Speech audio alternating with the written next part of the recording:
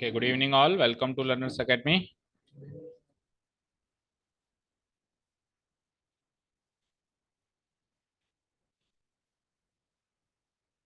So the next topic is after 3 chapters, chapter number 4. Last year ये book में chapter number 5 था, इस साल आपके बुक में चैप्टर नंबर 4 है। अच्छा, चैप्टर का नाम भी बदल दिया है क्या? चेक करो। लास्ट ईयर इसका नाम था जो आपको स्क्रीन पे दिख रहा है, देखो क्या दिख रहा है, कॉम्प्लेक्स नंबर्स। देखो चैप्टर नंबर 5 लास्ट ईयर की ये कहानी थी, ये था चैप्टर नंबर 5। चैप्टर का नाम था complex numbers and quadratic equations. अब इस साल क्या है? सेम है, नाम वही है या क्वाड्रेटिक इक्वेशन हटा दिया है? यही है। ओके, ठीक है साहब। तो फिर आप कह रहे थे ना कुछ ओमिट वाई की एक्सरसाइज ऐसे कुछ कह रहे थे, तो फिर क्वाड्रेटिक इक्वेशन का पार्ट कहाँ दिया है इन्होंने? 4.1 के अंदर ही क्वाड्रेटिक इक्वेशन का पार्ट भी है, उसी के उसके क्वेश्चंस भी हैं या केवल कॉम्प्लेक्स नंबर्स के क्वेश्चन है? ओके चलो, एनीवेज।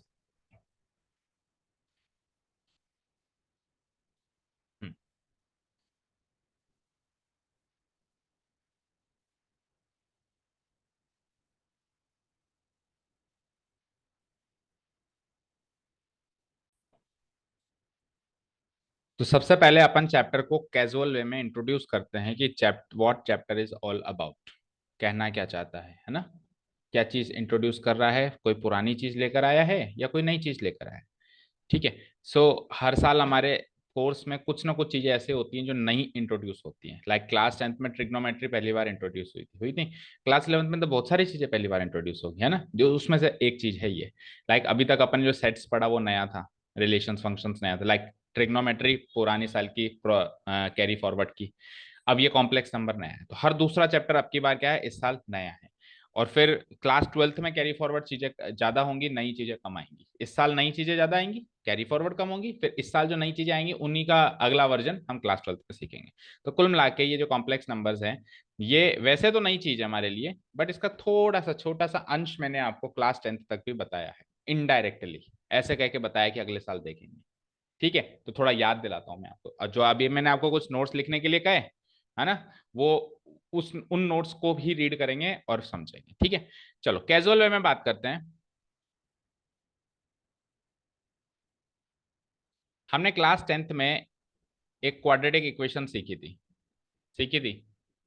कुछ ऐसी दिखाई देती थी, बोलो, जवाब दो।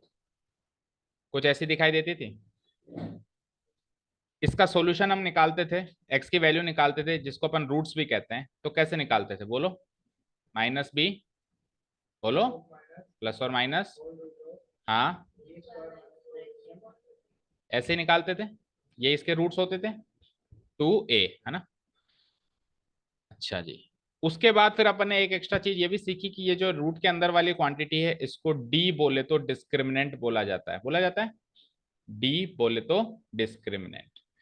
और ये डिस्क्रिमिनेंट जो डी है, अगर ये ग्रेटर देन जीरो आ जाए तो कुछ और होता है, इक्वल टू जीरो आ जाए तो कुछ और होता है, और लेस देन जीरो हो जाए तो कुछ और होता है। ऐसे भी सीखा था। लाइक डी की वैल्यू क्या है यहाँ पे, बी स्क्वायर माइनस 4ac, या तो वो लेस देन जीरो होगी, डी की value B square minus 4ac, या तो इक्वल टू जीरो होगी होगी और डी की value B square plus 4ac और माइनस 4ac, या तो ग्रेटर देन जीरो। इसके अलावा तो कुछ हो ही नहीं सकता ना दुनिया में। तीन चीजों के अलावा हो सकता है कोई चीज जीरो के बराबर होगी, जीरो से बड़ी होगी, जीरो से छोटी होगी, इसके अलावा क्या हो सकता है? सारे केसेस आ गए। फिर हमने क्या सीखा था, अभी क्लास 10th का रिवीजन चल रहा है, हमने सीखा था कि जब ये वाला केस होता है, एक काम करते हैं, ऊपर ग्रेटर देन जीरो लेते हैं एंड नीचे लेस देन जीरो लेते हैं। ठीक है,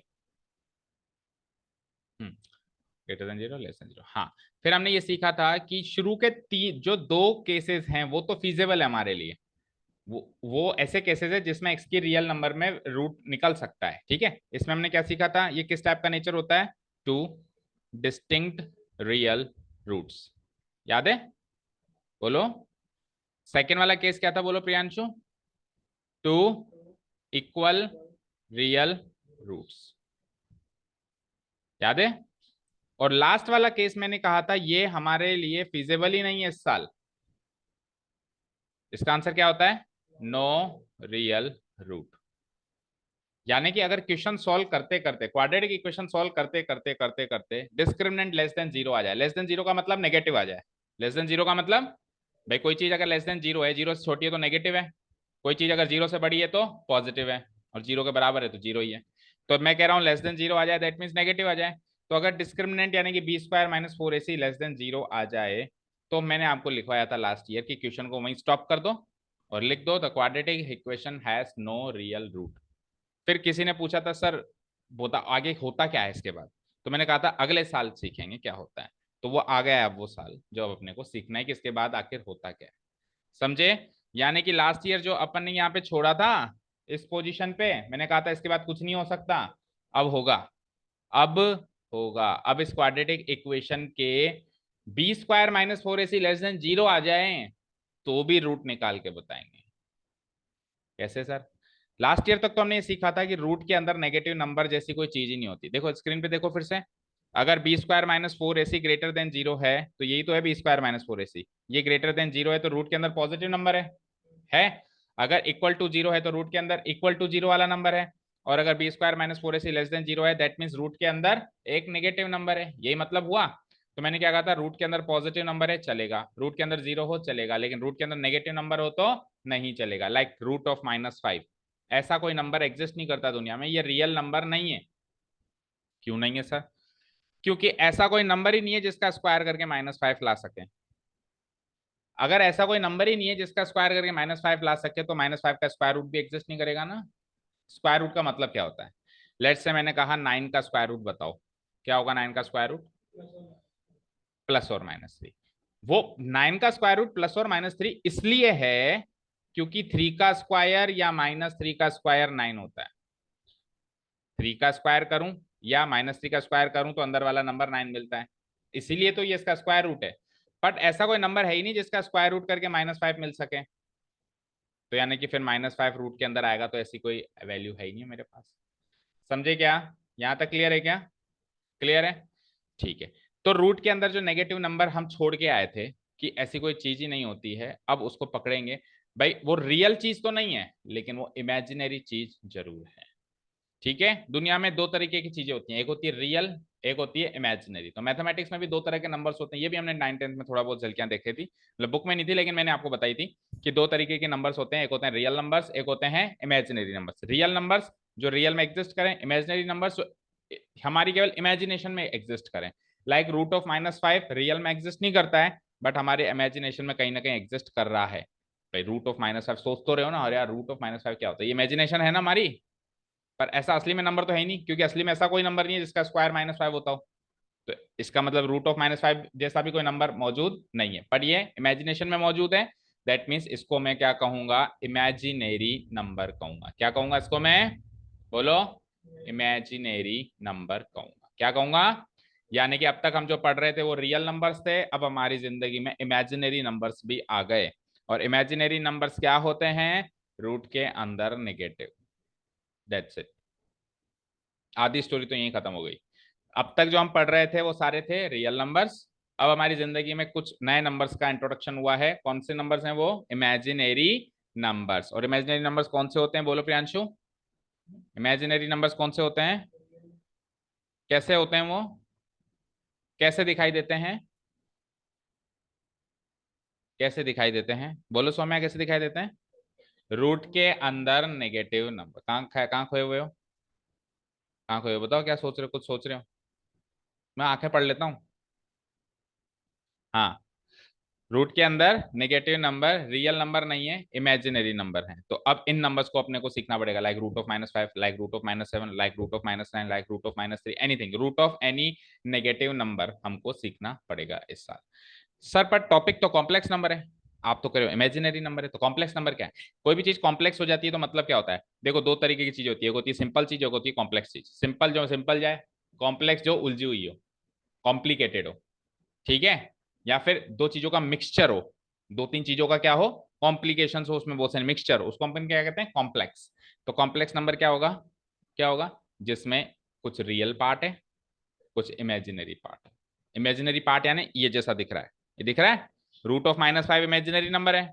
लेट्स से फाइव तो एक रियल नंबर है, फाइव तो एक रियल नंबर है, और रूट ऑफ -5 एक इमेजिनरी नंबर है। अब इन दोनों के कॉम्बिनेशन से जो मैं नंबर बनाऊंगा वो एक कॉम्प्लेक्स नंबर बनेगा। समझे क्या? समझे क्या बोलो? इन दोनों के कॉम्बिनेशन से जो रियल नंबर और इमेजिनरी नंबर के कॉम्बिनेशन से जो नंबर बनेगा उसको क्या कहेंगे? बोलो। कॉम्प्लेक्स नंबर कहेंगे। ठीक है।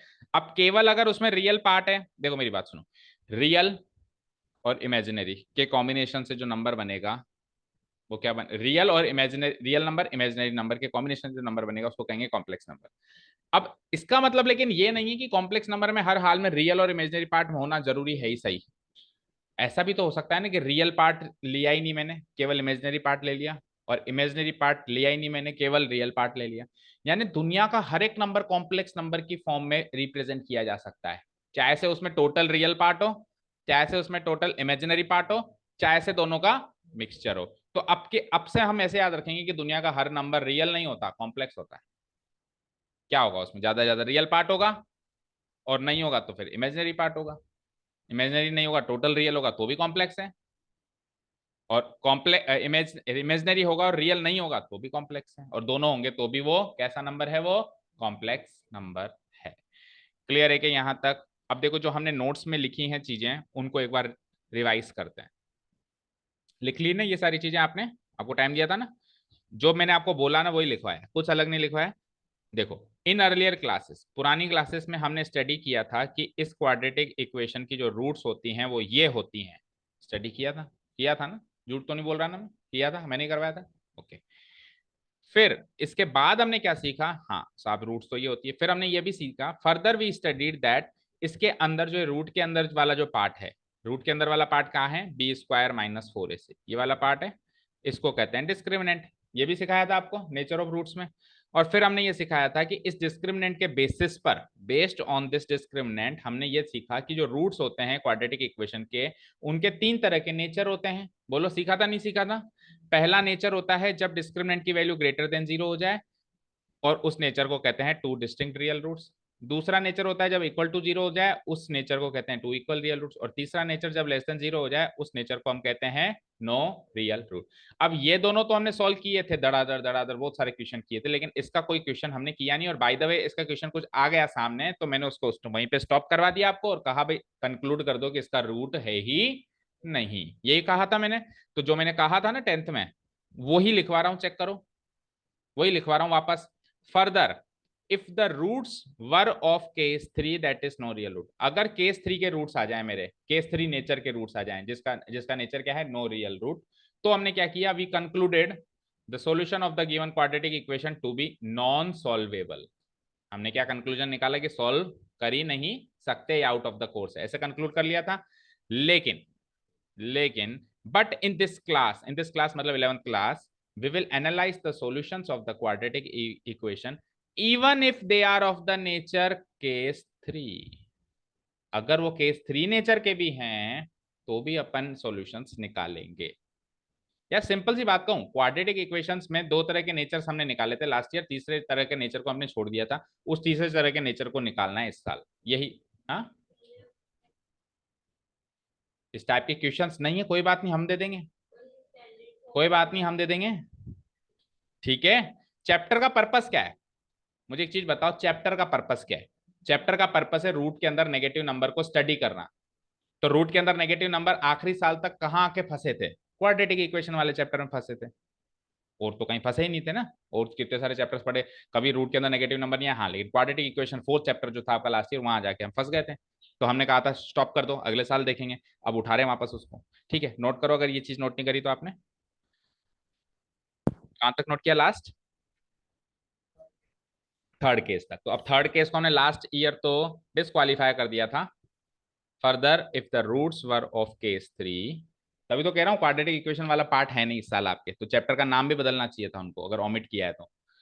चैप्टर का नाम तो वही रखा है उन्होंने, complex numbers and quadratic equation, और आपके लिए क्वाड्रेटिक इक्वेशन का पार्ट ही नहीं है, तो फिर चैप्टर का नाम भी ओमिट कर देते हैं, आधा कर देते, कॉम्प्लेक्स नंबर्स रख देते हैं only. If the roots were of case 3, case 3 था हमारा no real root, then we concluded, तो हमने कंक्लूड किया, the solution of the given quadratic equation to be non solvable। Solutions लिखो, दो होते हैं ना क्वाड्रेटिक इक्वेशन के solutions. Then we concluded the solutions of the given quadratic equation to be non-solvable,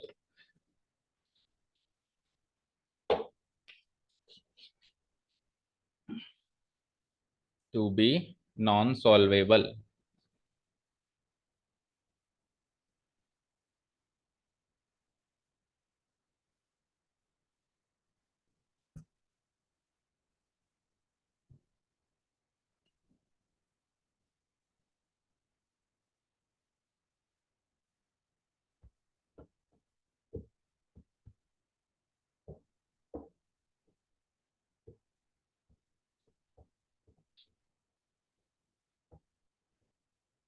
But in this class we will analyze the solutions of the quadratic equation even if का मतलब चाहे वो nature three case के ही क्यों ना हो। जो हमने लास्ट ईयर छोड़े इस साल नहीं छोड़ेंगे, इस साल हम उनको भी डिस्कस करेंगे या एनालाइज करेंगे या उनके बारे में एटलीस्ट बात करेंगे। ठीक है, उनके बारे में एटलीस्ट हम बात करेंगे।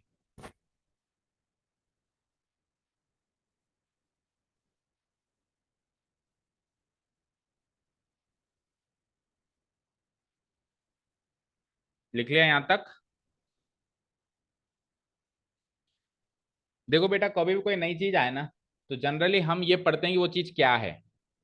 क्या चीज है वो तो हम पढ़ते हैं, जनरली टीचर भी पढ़ाता है, स्कूल लेवल पे पढ़ाता है, लेकिन उसमें इंटरेस्ट नहीं आता। क्या है से इंटरेस्ट नहीं आता है। आप एक बार सवाल किया करो क्यों है, उसके बिना हमारा कौन सा काम अटक रहा था, फिर उस टॉपिक में इंटरेस्ट जागेगा। तो कॉम्प्लेक्स नंबर्स की एग्जिस्टेंस की जरूरत क्यों है? क्वाड्रेटिक इक्वेशन के नेचर थ्री टाइप के सॉल्यूशन के लिए। और ऐसा मैं नहीं कह रहा हूं, आपको लगे मैं मनगढ़ंत कहानी बना, आप चैप्टर के हमेशा इंट्रोडक्शन पढ़ा करो। एनसीईआरटी देखो, इधर देखो, देखो इन अर्लियर क्लासेस मैंने आपको एक क्वाड्रेटिक इक्वेशन स्टैंडर्ड फॉर्म में लिखवाई है। ये क्या कह रहा है, X square plus one equal to zero का आप रूट्स निकालना, जरा पता है क्या निकलेगा? X square equal to minus one, यानी कि X equal to root of minus one. ठीक है, समझ आया? तो उसके बाद फिर देखो which is not possible in the system of real numbers, इसीलिए कॉम्प्लेक्स नंबर्स की जरूरत है। इस इक्वेशन के सॉल्यूशन के लिए कॉम्प्लेक्स नंबर की जरूरत है।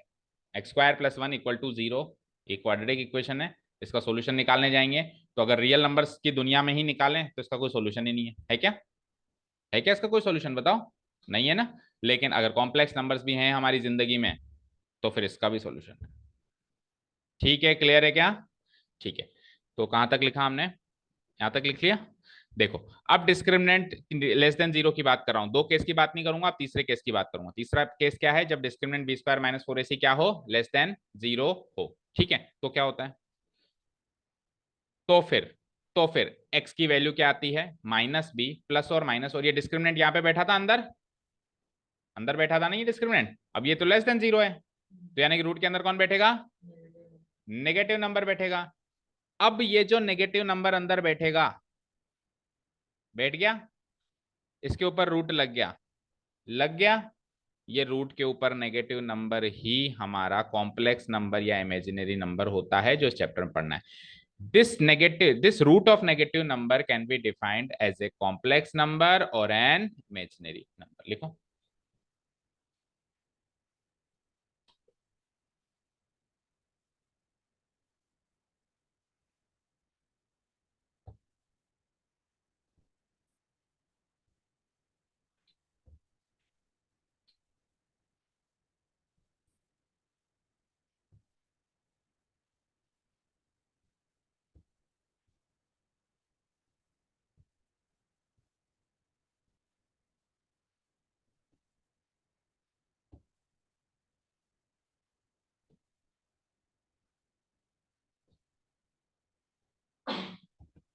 लिखा? तो इमेजिनरी नंबर क्या होता है बताओ, फिर से बताओ, बोलो प्रियांशु क्या होता है? लकी बताओ क्या होता है? तो फिर सर अगर रूट के अंदर नेगेटिव नंबर इमेजिनरी नंबर होते हैं तो सीधी सीधी बात करो ना, ये क्वाड्रेटिक इक्वेशन, ये क्यों बात कर रहे हो आप?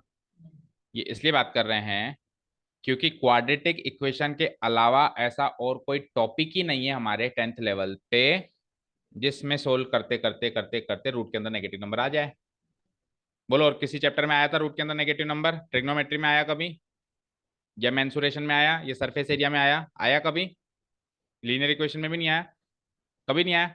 भाई रूट के अंदर नेगेटिव नंबर होता है इमेजिनरी नंबर, लेकिन सर आपके माइंड में ख्याल कहां से आया कि रूट के अंदर नेगेटिव नंबर रखूं? क्वाड्रेटिक इक्वेशन की वजह से आया ख्याल। उसने क्वाड्रेटिक इक्वेशन चैप्टर ने मुझे ऐसे मोड पे लाके खड़ा कर दिया जहां रूट के अंदर नेगेटिव नंबर आ रहा था। समझ गए? समझ गए क्या? तो इन शॉर्ट बात तो इतनी सी है कि रूट के अंदर नेगेटिव नंबर इमेजिनरी नंबर होता है, बट ये आया कहां से? इस मोड पे मैं आया कहां से कि मेरे को ये सब सोचना पड़ रहा है? बदौलत क्वाड्रेटिक इक्वेशन की। इसीलिए हमने पूरा रिवाइज किया कि क्वाड्रेटिक इक्वेशन पढ़े थे तो ऐसा हुआ था, फिर ऐसा हुआ था, फिर इधर आके अटके थे। समझ गए? यहां तक क्लियर है सारी बातें? चलें आगे। नेक्स्ट, अब ये जो रूट के अंदर नेगेटिव नंबर है, इसको अपन कर रहे हैं ऑफिशियली इंट्रोड्यूस। तो रूट के अंदर जो नेगेटिव नंबर होगा ना, उसको जनरल फॉर्म में हम रूट ऑफ माइनस ए बोलते हैं। क्या बोलते हैं? रूट ऑफ माइनस ए। ठीक है, जहां पे ए कोई भी रियल नंबर होता है, ए कोई भी रियल नंबर होता है। ठीक है। अच्छा, अब रूट ऑफ माइनस ए को मैं कैसे ब्रेक कर सकता हूं, चेक करो। माइनस ए को आप क्या लिख सकते हो? Minus one into A. और root of minus one into A को आप क्या अलग अलग करोगे तो क्या आएगा? रूट ऑफ माइनस वन अलग हो जाएगा और रूट ऑफ ए अलग हो जाएगा। बोलो, हो जाएगा। और यहां पे ये रूट ऑफ माइनस वन जो होता है, इसको बोला जाता है आयोटा। क्या बोला जाता है? आयोटा। और इसको डिनोट किया जाता है लेटर आई से। तो रूट के अंदर नेगेटिव नंबर जितने भी हैं, सबको हम आयोटा फॉर्म में कन्वर्ट करके बोल सकते हैं, जहां पे आयोटा की वैल्यू होती है root of minus one. Sir कैसे? बोलो प्रियांशु, रूट के अंदर कोई भी नेगेटिव नंबर बोलो, मतलब मैं तो ये कहूंगा कोई भी इमेजिनरी नंबर बोलो। अब आपको पता होना चाहिए इमेजिनरी नंबर सर ने क्या सिखाया रूट के अंदर नेगेटिव। बोलो कोई भी इमेजिनरी नंबर बोलो। Root of minus seven. क्या मैं इसको root of minus one into seven कह सकता हूँ? क्या मैं इसको root of minus one into root of seven कह सकता हूँ? रूट ऑफ माइनस वन को आयोटा इंट्रोड्यूस कर दिया मैंने, आई लेटर, तो इसको मैं रूट सेवन आयोटा कह दूंगा, खत्म कहानी। तो किसी भी इमेजिनरी नंबर को आयोटा फॉर्म में हम रिप्रेजेंट कर सकते हैं, जहां पे आयोटा की वैल्यू क्या रखनी है? Root of minus one. Iota की वैल्यू फिक्स है, रूट ऑफ माइनस वन। ठीक है, बोलो रूट के अंदर कोई, मतलब कोई भी इमेजिनरी नंबर बोलो। रूट ऑफ माइनस थ्री, तो रूट ऑफ माइनस थ्री को कैसे लिखोगे आयोटा फॉर्म में? लिख के बताओ। Root three iota. इसमें से रूट ऑफ माइनस वन छीन लो। ठीक है, अगर मैं लिख दूं रूट ऑफ माइनस नाइन, अब बोलो। तो रूट ऑफ नाइन नहीं पता कि आपको क्या होता है? Three iota. तो जरूरी नहीं है आयोटा के बगल में रूट वाला नंबर ही बैठे, आयोटा के बगल में कोई भी बैठ सकता है। आयोटा का मतलब है रूट ऑफ माइनस वन। सो इसको मैं सिंपली क्या कह दूंगा? Three iota. क्लियर? कोई डाउट नहीं है? ठीक है, चलो। तो यहाँ पे हमने ये इमेजिनरी नंबर को ऑफिशियली इंट्रोड्यूस कर दिया। किस टाइप का नंबर होता है? ये रूट है। लिखो, root A can be expressed as whole root of minus one into ए।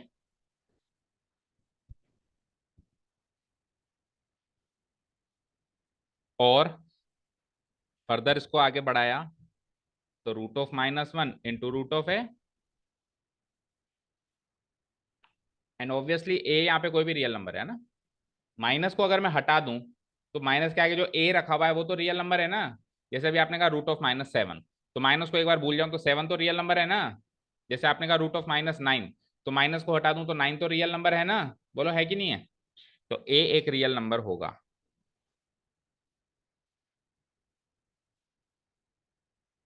अब इस रूट ऑफ माइनस वन को कहेंगे हम क्या?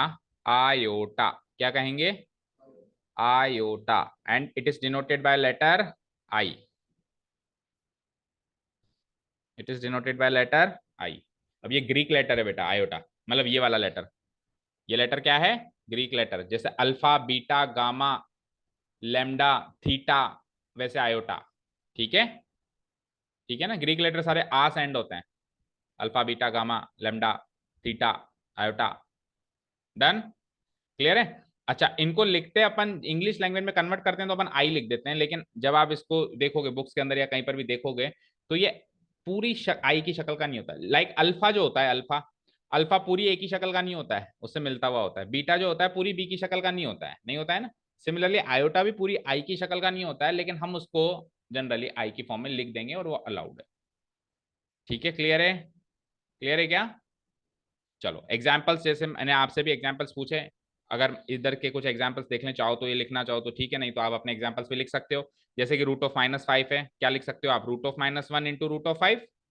रूट ऑफ -1 को तो आयोटा बोल ही दिया है, आई बोल ही दिया है, तो रूट ऑफ 5 आयोटा हो जाएगा, ये बताओ, रूट ऑफ 5 आयोटा हो जाएगा। देन रूट ऑफ -15 को क्या लिख सकते हैं, रूट ऑफ -1 इंटू रूट 15, और रूट ऑफ -1 को आयोटा अगर लिख दूं तो ये क्या हो जाएगा, रूट 15 आयोटा हो जाएगा। डन, दो एग्जाम्पल्स मैंने दे दिया, आप चाहो तो कोई नए भी एग्जाम्पल सोच सकते हो। ठीक है, कि यहाँ तक कोई डाउट किसी को भी? No, okay. तो इमेजिनरी नंबर इंट्रोड्यूस हो गया। क्या होता है इमेजिनरी नंबर, बोलो। रूट के अंदर नेगेटिव नंबर, उसको किस फॉर्म में एक्सप्रेस किया जाता है, root of -f, ultimately finally root a into iota की फॉर्म में एक्सप्रेस किया जाता है, रूट a इंटू आयोटा की फॉर्म में एक्सप्रेस किया जाता है। वेयर, वेयर ए तो रियल नंबर है और आई की वैल्यू है रूट ऑफ -1, जहां पे ए तो रियल नंबर है और आई की वैल्यू क्या है, रूट ऑफ -1। ठीक है, अब बात करते हैं कॉम्प्लेक्स नंबर्स की, जो हमारे चैप्टर का नाम है। तो जब हमने रियल नंबर्स लास्ट क्लास 10 तक पढ़ लिया, इमेजिनरी नंबर अभी मैंने इंट्रोड्यूस कर दिया, तो अब कॉम्प्लेक्स नंबर पढ़ सकते हैं अपन। तो कॉम्प्लेक्स नंबर, कॉम्प्लेक्स का मतलब एक तरीके से मिश्रण, अब दोनों का मिश्रण ले रहा हूं मैं, रियल का और इमेजिनरी का। तो कोई भी नंबर अगर इस फॉर्म में है, किस फॉर्म में है सर, ये a+ib, a+ib, तो वो कॉम्प्लेक्स नंबर है, जहां पे एक तो पूरा रियल पार्ट दिखाई दे और दूसरा इमेजिनरी पार्ट दिखाई दे। मुझे बताओ, अगर मैं आई बी कहूं, आई बी, तो आई का मतलब क्या है, रूट ऑफ -1, तो रूट ऑफ -1 को किसी बी नाम के नंबर से मल्टीप्लाई करूंगा तो फाइनली एक इमेजिनरी नंबर मिलेगा। और सिंपली मैं कहूं ए, तो ए के आगे तो आई नहीं लगा हुआ, तो ए एक रियल नंबर है, तो ए जो है वो तो है रियल पार्ट, और आई बी जो है वो है इमेजिनरी पार्ट। बताओ, ए तो है रियल पार्ट और आई बी जो है वो है इमेजिनरी पार्ट। अब एक और चीज ध्यान से सुनो, यहां पे ए और बी दोनों रियल नंबर्स हैं, ए भी रियल नंबर है और आई बी के अंदर बी भी रियल नंबर है। अभी हमने सीखा ना ऊपर, इमेजिनरी नंबर जैसे अपन ने रूट ऑफ -a लिखा, तो उसमें ए रियल नंबर था या नहीं था भाई, रूट ऑफ a इंटू आई में ए रियल नंबर था, तो आई बी में भी तो बी रियल नंबर होगा।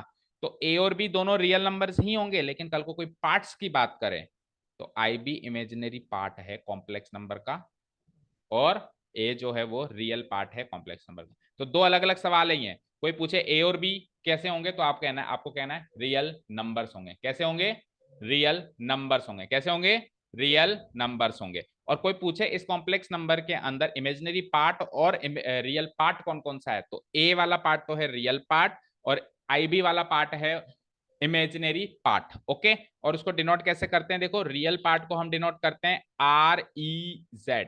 अगर, अच्छा एक चीज और, कॉम्प्लेक्स नंबर को Z से डिनोट किया जाता है, नहीं बताया अभी तक मैंने, अब बता रहा हूं। जब दो नंबर को मिक्स कर देता हूं ना मैं, तो जो नंबर बना ना A+IB, उसको जो लेटर मिलेगा वो क्या मिलेगा, Z। क्या मिलेगा, स्मॉल लेटर Z। तो अगर मेरे को इस स्मॉल लेटर Z का रियल पार्ट बताना है तो मैं लिखूंगा REZ। क्या लिखूंगा, REZ। और अगर मेरे को इस कॉम्प्लेक्स नंबर का इमेजिनरी पार्ट बताना है तो मैं क्या लिखूंगा, IMZ। IMZ। ठीक है, अब मैं कहूँ REZ बताओ, तो आप कहोगे Z बताओ पहले, तो मैंने बता दिया ये रहा Z, ये Z है, तो इसका रियल पार्ट क्या है, A, तो REZ क्या हो जाएगा, A, और इमेजिनरी पार्ट ऑफ Z क्या हो जाएगा, बोलो, B। समझे, समझे क्या, क्लियर है क्या? हाँ, होने में ए और बी रियल नंबर्स होंगे, लेकिन उस कॉम्प्लेक्स नंबर्स के ये रियल पार्ट और इमेजिनरी पार्ट्स। समझे क्या, ए और बी क्या होंगे, रियल नंबर्स ही तो होंगे। कोई अब केवल ए और बी के बारे में पूछे कि ए और बी क्या है यहाँ पे, तो क्या है बताओ, रियल नंबर्स। लेकिन उस कॉम्प्लेक्स नंबर की दृष्टिकोण से ए तो है रियल पार्ट और बी है इमेजिनरी पार्ट। देखो क्या लिखा हुआ है, पढ़ो।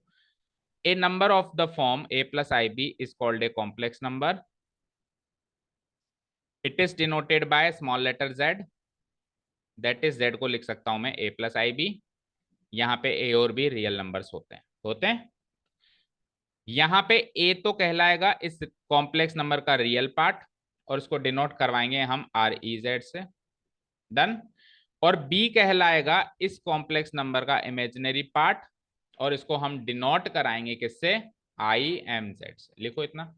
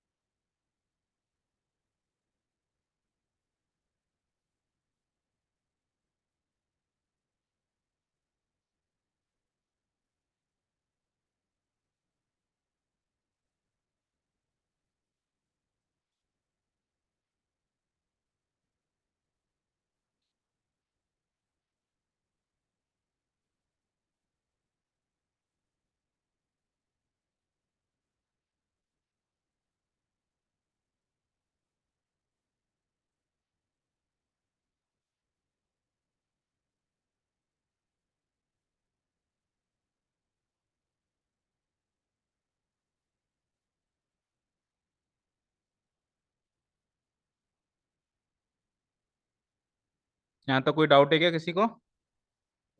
नहीं है?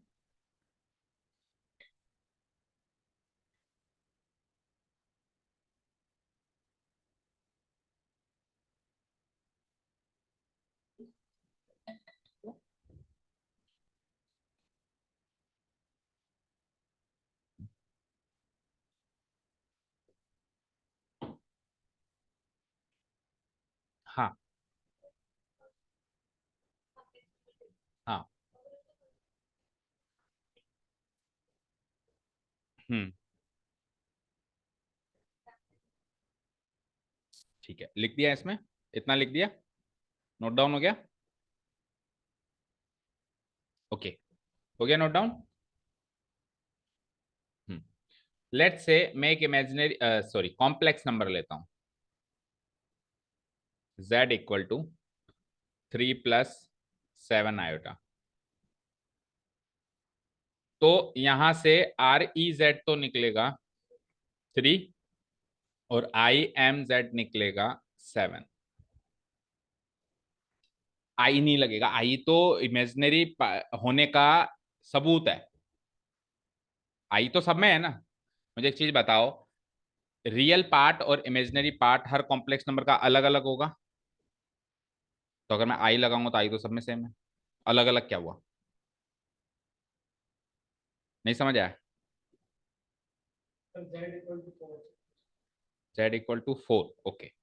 Z = 4 को मैं लिख सकता हूं 4 + 0 आयोटा। अब इसके बारे में चर्चा करने वाला था मैं।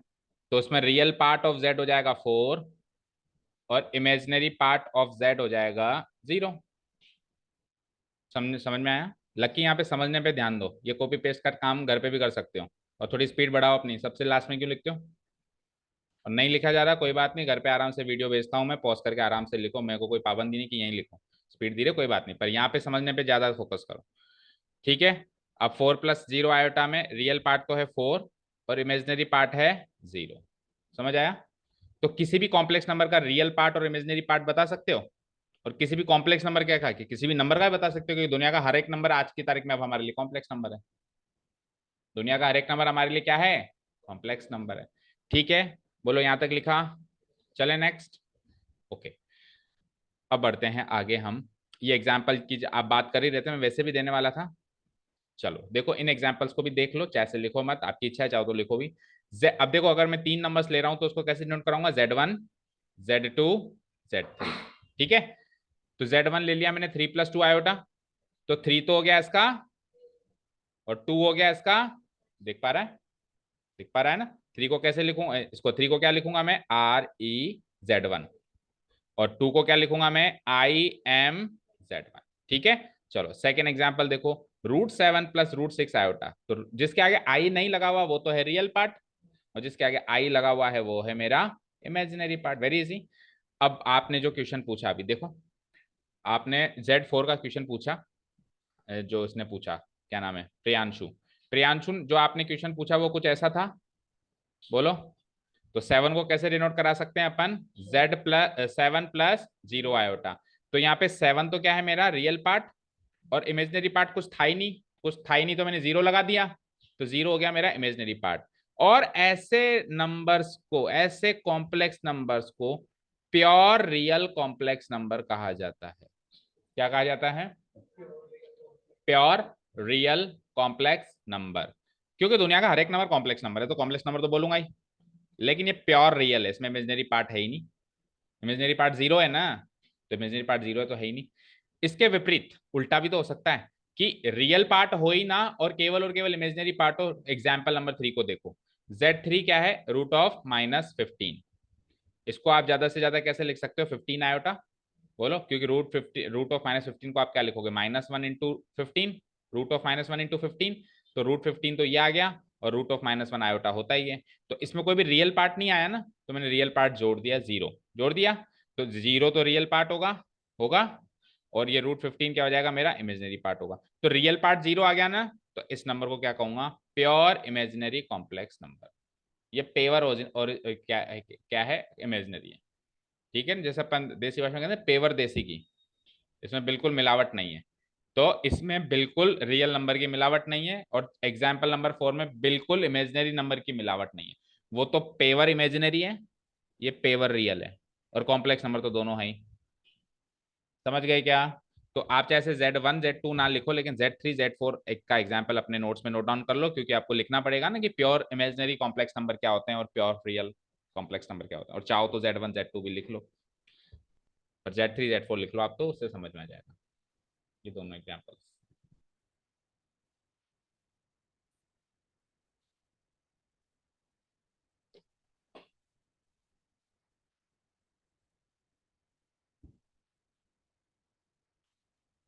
तो क्या मैं ऐसा कहूं तो मैं गलत तो नहीं कहूंगा कि आज तक क्लास 10th में हमने जितने भी नंबर्स पढ़े सुने देखे, वो सारे के सारे प्योर रियल कॉम्प्लेक्स नंबर थे, उसमें कोई भी इमेजिनरी पार्ट नहीं था। और जहां आया वहां मैंने छुड़वा दिया कि अगले साल देखेंगे। क्वाड्रेटिक इक्वेशन वाले चैप्टर में आया, वहां मैंने छुड़वा दिया, मत करो। ठीक है,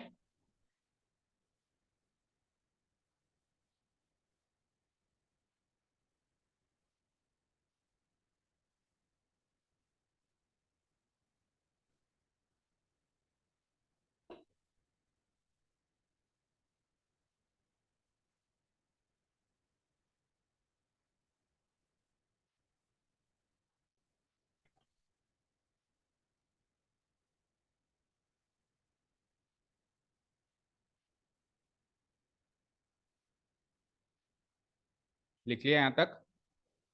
ओके, नेक्स्ट टॉपिक है। तो कुल मिला के कॉम्प्लेक्स नंबर इंट्रोड्यूस हो गया। क्या होता है complex number? Real parts and imaginary parts का मिक्सचर, का कॉम्बिनेशन। ठीक है, ओके। तो रियल पार्ट और इमेजिनरी पार्ट बता सकते हो? जिसके आगे आई लगा हुआ हो वो तो है इमेजिनरी पार्ट, जिसके आगे नहीं लगा हुआ वो है रियल पार्ट। दो तरह के कॉम्प्लेक्स नंबर्स होते हैं, मतलब दो तरह, दो स्पेशल टाइप के कॉम्प्लेक्स नंबर्स होते हैं। दो तरह के नहीं कह सकता हूँ, दो तरह का तो मतलब ये होगा कि या तो कोई कॉम्प्लेक्स नंबर इस तरह का है या इस तरह का है, पर ऐसा नहीं ना, तीसरे तरह का भी है होने में तो, जो ना प्योर रियल और प्योर इमेजिनरी हो। इन दोनों को हम क्या कहेंगे? कुछ special types of complex number होते हैं, जिनको अपन क्या कहते हैं? Pure imaginary complex number and pure real complex number. Pure imaginary में केवल और केवल इमेजिनरी पार्ट है, आयोटा वाला पार्ट है, और रियल पार्ट है ही नहीं, यानी ए वाला पार्ट है ही नहीं, केवल आईबी वाला पार्ट है। ए वाला पार्ट है ही नहीं, केवल आईबी वाला पार्ट है। और प्योर रियल कॉम्प्लेक्स नंबर क्या होगा? जिसमें केवल ए वाला पार्ट है और आईबी वाला पार्ट है ही नहीं, आयोटा वाला पार्ट उसमें है ही नहीं। क्लियर है क्या? कोई डाउट नहीं है? ओके। नेक्स्ट टॉपिक है जो आपका एग्जाम्पल नंबर 1 है, उससे रिलेट करता है। Equality of two complex numbers. दो कॉम्प्लेक्स नंबर बराबर कब होते हैं, इसके बारे में बात करेंगे हम। ठीक है, तो दो कॉम्प्लेक्स नंबर बराबर तब होते हैं जब दोनों का रियल पार्ट भी सेम हो और दोनों का इमेजिनरी पार्ट भी सेम हो। इन शॉर्ट, दोनों हूबहू सेम हो। दोनों हूबहू शक्ल सूरत में बिल्कुल सेम दिख रहे हो। इधर मैंने 3+2 आयोटा लिखा Z1 की वैल्यू, तो Z2 की वैल्यू भी 3+2 आयोटा ही लिखूंगा, उल्टा भी नहीं लिख सकता। 2+3 आयोटा लिख दूं तो चलेगा क्या? नहीं चलेगा। रियल पार्ट से ही मैच होना चाहिए, इमेजिनरी पार्ट इमेजिनरी पार्ट से ही मैच होना चाहिए। तब तो मैं कह दूंगा Z1 = Z2 है, दो कॉम्प्लेक्स नंबर इक्वल है, अन्यथा वो इक्वल नहीं है। ठीक है, नेक्स्ट टॉपिक नोट डाउन करो। Equality of two complex numbers, equality of complex numbers.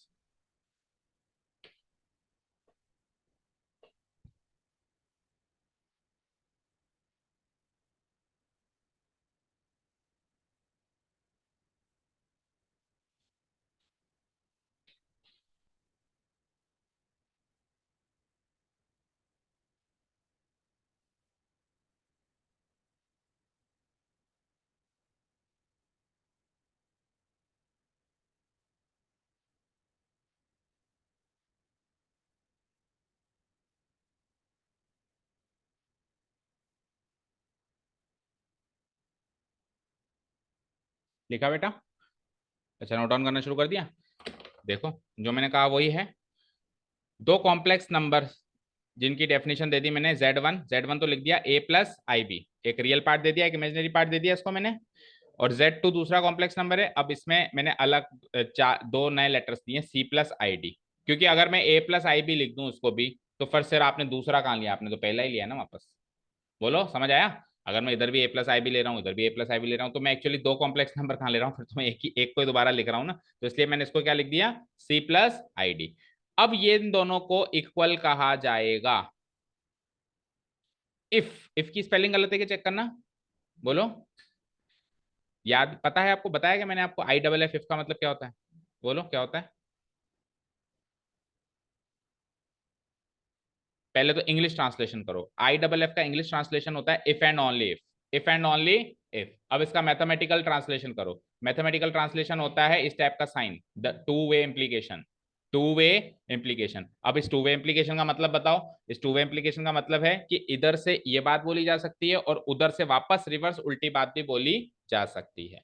जब सिंगल वे इम्प्लीकेशन होता है तब केवल और केवल इधर से ये बात बोली जा सकती है, लेकिन उल्टी इधर से ये बात नहीं बोली जा सकती। फॉर एग्जाम्पल, मैंने कहा बारिश होगी तो सौम्या छाता लेकर आएगी, लेकिन इसके उल्टी बात सच नहीं हो सकती कि सौम्या छाता लेकर आए तो बारिश हो जाए। हो सकती है क्या इसकी उल्टी बात सच, बोलो। हो जाए तो फिर बता देना, तो फिर कुछ आपके लिए सम्मान घोषित कर देंगे, अगर ऐसा कुछ जादू टोना आ जाए आपको तो। ठीक है, क्लियर है। लेकिन कई सारी चीजें होती हैं जो उल्टी भी बोली जा सकती हैं, जैसे कि सौम्या मेहनत करेगी तो अच्छे मार्क्स लाएगी। तो अगर सौम्या अच्छे मार्क्स लाई है दैट मीन्स उसने मेहनत करी होगी। तो दोनों बातें टू वे इम्प्लीकेशन हो गया ना। कई बातों में टू वे इम्प्लीकेशन, कई बातों में सिंगल वे इम्प्लीकेशन। तो सिंगल वे इम्प्लीकेशन को कैसे डिनोट कराते हैं, सिंपली इंप्लाइज। और टू वे इम्प्लीकेशन को कैसे डिनोट कराते हैं, two way implies, both way implies. ठीक है, इसको इंग्लिश में बोलते हैं इफ एंड ओनली इफ, और वो बहुत बड़ा हो जाता है, इसलिए उसको वापस कैसे बोलते हैं, आई डबल एफ। ठीक है, क्या कहता है, दो कॉम्प्लेक्स नंबर्स बराबर हैं अगर उनके कोरस्पॉन्डिंग रियल पार्ट्स बराबर हों और उनके कोरस्पॉन्डिंग इमेजिनरी पार्ट्स भी बराबर हो। अब मैथमेटिकली कह रहा है, देखो Z1 बराबर Z2 से मैं ये इंप्लीकेशन दे सकता हूं कि ए बराबर सी और बी बराबर डी है। ए बराबर सी है और बी बराबर डी है। अगर ये Z1 और Z2 दो कॉम्प्लेक्स नंबर्स बराबर हैं तो real part will be equal to real part, imaginary part will be equal to imaginary part. लेकिन बोथ वे इंप्लीकेशन है ना बेटा, बोथ वे इंप्लीकेशन है ना, तो उल्टी बात भी कह सकते हो। अगर कल को ये बातें गिवन है तो उससे ये भी कह सकते हो कि कॉम्प्लेक्स नंबर बराबर है। देखो, अगर कॉम्प्लेक्स नंबर बराबर है गिवन है तो उससे ये बात कह सकते हैं कि रियल पार्ट के बराबर है और इमेजिनरी पार्ट के बराबर है। और अगर उल्टी बात गिवन हो कि रियल पार्ट के बराबर है और इमेजिनरी पार्ट के बराबर, ये बात गिवन है, तो उससे ये बात भी कही जा सकती है कि कॉम्प्लेक्स नंबर भी आपस में बराबर है। यानी दोनों से दोनों बातें कही जा सकती है। समझ आया क्या, बोलो समझ आया। देखो, ये रीजन है, ये पूरा रिजल्ट है। दूसरी बात में, ये जो पहले रिजल्ट था वो तो बन गया रीजन, और जो पहले रीजन था वो बन गया रिजल्ट। इसको डिनोट कराने के लिए टू वे इंप्लीकेशन का साइन लगाते हैं या फिर आई डबल एफ लिखते हैं, जिसका मतलब होता है इफ एंड ओनली इफ। समझ आया। तो बताओ, दो कॉम्प्लेक्स नंबर्स बराबर कब होंगे। गलत बोला आपने। देखो एक मिनट, जो आपने बोला वो होता है क्या था, आपने पता क्या बोला, जब उसके रियल और इमेजिनरी पार्ट्स बराबर होंगे। यानी रियल पार्ट 3 लिया ना तो इमेजिनरी भी 3 लो, यानी 3 + 3 आयोटा, यानी 4 + 4 आयोटा, यानी 5 + 5 आयोटा। तो ये तो एक ही कॉम्प्लेक्स नंबर वन। हाँ, रियल पार्ट दूसरे कॉम्प्लेक्स नंबर के रियल पार्ट के बराबर हो एंड सिमिलरली उसके इमेजिनरी पार्ट से बराबर हो। पहला क्वेश्चन ये। दूसरा क्वेश्चन, अगर एक कॉम्प्लेक्स नंबर का रियल पार्ट दूसरे कॉम्प्लेक्स नंबर के रियल पार्ट के बराबर है, साथ में उसी कॉम्प्लेक्स नंबर का इमेजिनरी पार्ट दूसरे कॉम्प्लेक्स नंबर के इमेजिनरी पार्ट के बराबर है, तो क्या कह सकते हैं, दोनों कॉम्प्लेक्स नंबर Z1 और Z2 भी बराबर है। दोनों से दोनों बातें कह सकते हो। ठीक है, क्लियर है क्या यहां तक, ओके। अब नेक्स्ट थिंग आती है हमारी, इससे देखो एग्जाम्पल नंबर 1 देखो फटाफट। ये जो अभी हमने पढ़ा ना, ये सीधे सीधे एग्जाम्पल 1 को रिलेट करता है। देखो बेटा, ये क्वेश्चन देखो, एग्जाम्पल नंबर 1 साथ में, क्योंकि नई चीजें हैं तो साथ में एग्जाम्पल्स भी देखो। ये एक कॉम्प्लेक्स नंबर है क्या, चेक करो, चेक करो। इसका रियल पार्ट क्या है 4x, और इसका इमेजिनरी पार्ट क्या है 3x - y। जो आयोटा से जुड़ा हुआ है वो इमेजिनरी पार्ट है। ये दूसरे कॉम्प्लेक्स नंबर के बराबर है। दूसरा कॉम्प्लेक्स नंबर देखो, उसका रियल पार्ट क्या है 3 और उसका इमेजिनरी पार्ट क्या है -6 है क्या, है क्या, ठीक है। अब आपको बतानी है x और y की वैल्यू, तो आप कुछ भी मत करो, आपको इक्वल टू का साइन दे रखा है ना बीच में, इक्वल टू का साइन दे रखा है नहीं दे रखा, तो आप कुछ भी मत करो, आप तो रियल पार्ट को रियल पार्ट के बराबर रखो, इमेजिनरी पार्ट को इमेजिनरी पार्ट के बराबर रखो। समझ में आया। देखो 4x को 3 के बराबर रख दिया और 3x - y को -6 के बराबर रख दिया। इन दोनों इक्वेशंस को सॉल्व कर दो। 4x को 3 के बराबर रखोगे तो x की वैल्यू 3/4, चेक करो, और x की वैल्यू 3/4 यहाँ पुट अप करोगे तो y की वैल्यू सॉल्व कर लेना, 33/4 आ जाएगा। मिल गया x और y की वैल्यूज। तो इस क्वेश्चन में गिवन था कि कॉम्प्लेक्स नंबर बराबर है, तो हमने रिजल्ट क्या रखा, रियल पार्ट को रियल पार्ट के बराबर, इमेजिनरी पार्ट को इमेजिनरी पार्ट के बराबर। किसी क्वेश्चन में अगर गिवन ये हो कि रियल पार्ट के बराबर है, इमेजिनरी पार्ट इमेजिनरी, तो फिर हम रिजल्ट क्या रखेंगे, दोनों कॉम्प्लेक्स नंबर बराबर। Is this thing clear to you? अब आगे बढ़ने से पहले, अलजेब्रा ऑफ कॉम्प्लेक्स नंबर्स है वैसे नेक्स्ट टॉपिक, बट उससे बढ़ने से पहले एक चीज का मैं डिस्कशन करना चाहूंगा, लिखवाऊंगा अभी सही। दो कॉम्प्लेक्स नंबर्स Z1 और Z2 के बीच में क्या रिलेशन हो सकता है? दो ही तरह के रिलेशन हो सकते हैं। या तो नहीं, इन दोनों के बीच में क्या रिलेशन हो सकता है? एक रिलेशन तो अभी बता चुके हैं कि दोनों इक्वल हो सकते हैं, और दूसरा रिलेशन है नॉट इक्वल। लेकिन कोई भी कॉम्प्लेक्स नंबर किसी भी दूसरे कॉम्प्लेक्स नंबर से कभी भी बड़ा या छोटा नहीं हो सकता। आप कभी भी ऐसी बात नहीं लिखोगे या लिख सकते हो कि Z1 ग्रेटर देन Z2 या Z1 लेस देन Z2, या फिर और भी इनइक्वालिटीज होती है। अभी आप सिक्स, इससे अगले चैप्टर में लीनियर इनइक्वालिटीज सीखने वाले हो। और लीनियर इनइक्वालिटीज कौन सी होती है? Greater than equal to and less than equal to. ठीक है, कभी भी दो कॉम्प्लेक्स नंबर्स के बीच में इनइक्वालिटी स्टेब्लिश नहीं की जा सकती, या तो दोनों बराबर हैं या बराबर नहीं है, छोटा बड़ा नहीं हो सकता। समझ गए क्या? समझ गए क्या? क्लियर है? कल को मैं ऐसे दे दूं 3+4 आयोटा एक नंबर, 2+3 आयोटा। मैंने कहा कौन सा बड़ा है? तो आप कोई कोई बच्चे ऐसे देखते हैं, सर देखो उसका रियल पार्ट बड़ा है, उसके रियल पार्ट से इसको बड़ा कर दो। फिर कोई कहता है नहीं नहीं नहीं, इमेजिनरी पार्ट इसका बड़ा है। ठीक है, बट हम ऐसे इस तरीके की चीजें बोल ही नहीं सकते कि ये ओवरऑल कॉम्प्लेक्स नंबर इससे बड़ा है या छोटा है। बस मैं ये कह सकता हूँ कि ये नॉट इक्वल है, क्योंकि रियल पार्ट से मैच नहीं कर रहा, और ना ही इमेजिनरी पार्ट से मैच कर रहा है, तो नॉट इक्वल ही कह सकते हो। तो नेक्स्ट थिंग जो हमने अभी सीखी, इसको लिखना भी है हमको, लिखो। It is senseless to talk about the inequalities between two complex numbers Z1 and Z2। Note डाल के लिखो, इट इज सेंसलेस, क्योंकि बेटा आयोटा जैसा नंबर है ही नहीं दुनिया में। बोलो, आयोटा जैसा कोई नंबर है क्या दुनिया में? है ही नहीं। तो जो है ही नहीं, वो कितना बड़ा है और कितना छोटा है कैसे मालूम करोगे, जो है ही नहीं? अभी मैंने कहा कि ये दीवार है, तो मैं पता कर सकता हूँ सर इतनी बड़ी है इतनी चौड़ी है। जो चीज दुनिया में है ही नहीं, तो आप कैसे पता करोगे कि वो कितना बड़ा है और कितना छोटा है? ठीक है ना, तो सेंसलेस है इसके बारे में बात करना।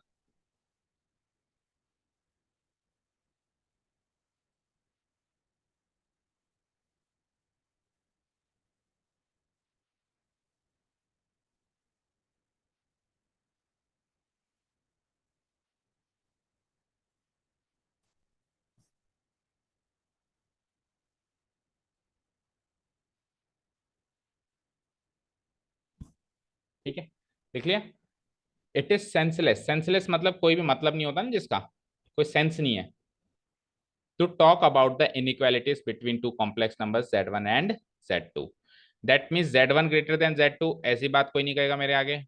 Z1 greater than equal to Z2, ऐसी बात भी कोई नहीं कहेगा मेरे आगे। Z1 लेस देन Z2, ऐसी बात भी मत कहना मेरे आगे। और Z1 not equal to Z2, इस तरीके की सेंसलेस बात भी मत कहना। ये चारों बात बकवास है। आप दो ही बातें कह सकते हो क्या? या तो Z1 इक्वल टू Z2, या फिर not equal to Z। Is this thing clear to you? अब नेक्स्ट टॉपिक आपकी बुक में दिखाई दे रहा है, वो है जो हम कल सीखेंगे, अलजेब्रा ऑफ कॉम्प्लेक्स नंबर्स। भाई कॉम्प्लेक्स नंबर्स इंट्रोड्यूस हो गया अच्छे से, कहाँ से उत्पन्न हुआ, कहाँ से इसकी उत्पत्ति हुई, क्या जरूरत पड़ी इसको यूज करने की, सारा डिटेल में बताया मैंने। ऐसा नहीं कि सीधे बता दिया कि ये कॉम्प्लेक्स नंबर है। ठीक है, क्यों है अगर आपको पता होगा ना, तो आपको इंटरेस्ट आएगा पूरे टॉपिक में, पूरे चैप्टर में। ठीक है, अब कॉम्प्लेक्स नंबर जब अपन ने कोई भी नई चीज सीखते हो आप मैथ्स में, जैसे ट्रिग्नोमेट्रिक फंक्शन सीखे आपने, अगला काम क्या किया? जोड़ बाकी। भाई गणित में जोड़ बाकी से बच सकता है क्या? आज तक बच पाया कोई गणित में जोड़ बाकी से? तो अगली चीज क्या है? अलजेब्रा। कल से कॉम्प्लेक्स नंबर को जुड़वाऊंगा, घटवाऊंगा, गुणा करवाऊंगा, बाकी सब करवाऊंगा, ये सब हम कल से करेंगे। ओके, चलो, thank you so much for listening to us, have a nice day, keep learning and bye.